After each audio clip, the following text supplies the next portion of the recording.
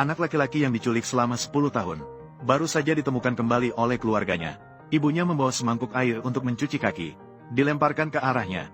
Untungnya, anak laki-laki itu cukup cepat bereaksi, dengan mudah menghindari serangan. Kemudian dia melambai-lambaikan jarinya, menandakan ibunya untuk mendekat. Saat ibunya tidak memperhatikan, dia memberi tamparan balik. Tindakan anak laki-laki ini membuat seluruh keluarga tertegun. Ayahnya marah dan memarahinya karena tidak tahu aturan. Seharusnya dia dibiarkan di luar sejak awal. Kakak laki-laki dan perempuannya bahkan terlihat sangat jijik. Jadi, di malam hari, diam-diam membawa anak laki-laki itu ke tepi kolam, bersiap untuk mendorongnya yang buta ke dalam.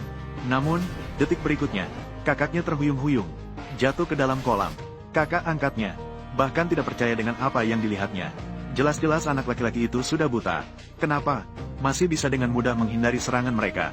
Keesokan harinya, kedua orang jahat itu melapor terlebih dahulu, mengadukan masalah ini kepada kepala keluarga. Namun, tidak hanya tidak mendapatkan perlindungan dari kakek, melainkan malah memarahi mereka karena pantas mendapatkannya.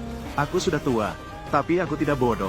Xiao Yun menderita penyakit mata, bahkan tidak bisa melihat jalan. Bagaimana dia bisa mendorongmu ke dalam air? Ternyata, kakek sudah lama melihat pikiran kecil saudara-saudara itu. Kakek menyuruh anak laki-laki itu untuk mencari tempat duduk. Dan kakek hari ini mengumpulkan semua orang adalah karena keluarga menghadapi kebangkrutan. Sekarang hanya keluarga Chu yang bisa menyelamatkan diri. Untuk menjalin hubungan baik dengan keluarga Chu, mendapatkan investasi mereka, kakek bersiap untuk memberikan lukisan kuno dari nenek moyang keluarga Chu kepada mereka. Namun, dia baru saja mengeluarkan tulisan itu. Anak laki-laki itu langsung mengatakan itu palsu. Diam, kau, anak dari desa. Hanya seorang anak desa. Hanya dia, anak liar yang tumbuh di desa. Bagaimana bisa membedakan yang asli dan palsu? Apalagi dia juga seorang buta. Namun, yang mereka tidak tahu adalah, identitas asli anak laki-laki itu adalah nenek moyang keluarga Chu. Karena sekali gagal dalam melewati ujian, yang menyebabkan dia terjebak dalam tubuh seorang anak laki-laki berusia 10 tahun. Namun, dia tidak menyangka orang-orang di keluarga Fang begitu bodoh. Melihat anak kandungnya yang tidak diinginkan, malah menganggap Yang Zi yang ditemukan sebagai harta. Dan ini adalah Yang Zi. Khawatir anak laki-laki itu akan kembali dan merebut harta warisan. Selalu menghitung langkah. Saat itu, dia membawa sebuah lukisan dan mendekatinya.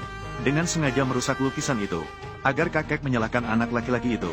Ternyata ketika kakek melihat, satu-satunya lukisan yang bisa dipamerkan telah hancur. Dia sangat marah hingga seluruh tubuhnya bergetar. Sebuah barang tiruan. Ya sudah, hancur sudah. Menulis yang asli lagi saja. Dia hanya mengambil pena dan tinta, dan dengan sembarangan menggambar di atas kertas. Detik berikutnya, sebuah lukisan asli dari leluhur keluarga Chu muncul di depan semua orang. Namun, mereka yang tidak tahu, mengira anak laki-laki itu sedang mengamuk. Tidak hanya tidak percaya, bahkan malas untuk melihatnya. Kakek bahkan lebih marah, segera mengusirnya dari keluarga Fang. Namun saat itu, kepala keluarga Chu datang dengan orang-orang, untuk mengambil barang yang ditinggalkan oleh leluhur. Semua orang yang melihatnya segera sujud. Hanya anak laki-laki itu yang tampak tidak peduli. Fang Kai tidak boleh bersikap tidak sopan, belum juga berlutut, memberikan penghormatan kepada kepala keluarga Chu.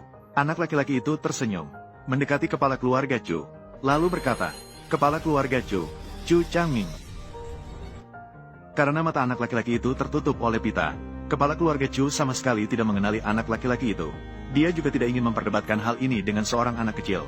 Kedatangan kali ini hanya ingin mengambil kembali barang leluhurnya, kemudian meminta kakek itu untuk menyerahkan lukisan leluhur kepadanya. Namun lukisan ini sudah hancur. Kakek tidak tahu bagaimana menjelaskan kepada kepala keluarga Chu. Setelah ragu-ragu cukup lama, dia melihat ke meja, lukisan yang dibuat oleh anak laki-laki itu. Dan kepala keluarga Chu juga melihat dari tatapan kakek, menyadari lukisan ini, lalu mengambilnya untuk melihat. Ini adalah karya leluhur. Namun kakek dan yang lainnya masih mengira telah membuat marah kepala keluarga Chu. Mereka yang khawatir akan dimarahi, segera berlutut di tanah dan meminta maaf, dan menyatakan bahwa tulisan ini ditulis oleh anak laki-laki. Jika ada kemarahan, maka seharusnya ditujukan hanya kepada dia, tetapi jangan sekali-kali melampiaskan kepada keluarga Fang.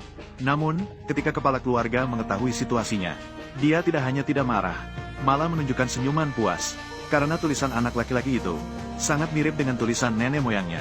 Segera ingin mengangkat anak laki-laki itu sebagai anak angkat. Dia adalah ayahmu sekarang. Angkat aku sebagai anak angkat. Derajatnya masih tidak layak. Kamu, apa yang kamu katakan? Segera berlutut, panggil dia ayah angkat. Menghormati orang yang lebih tua. Saya sudah bilang, dia tidak layak.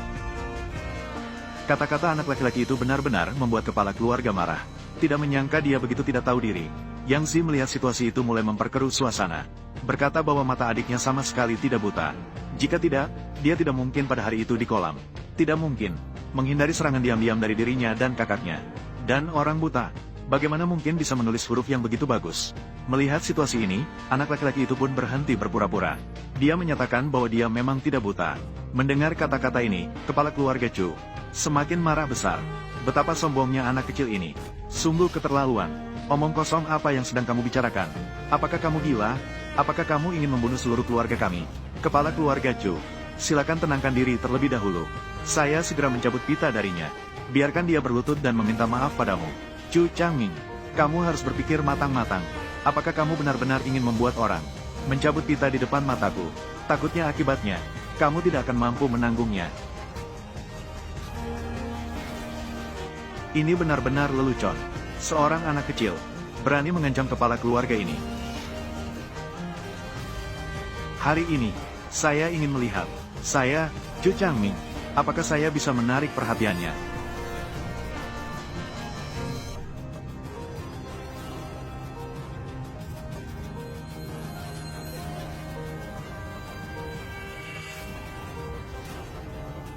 Leluhur.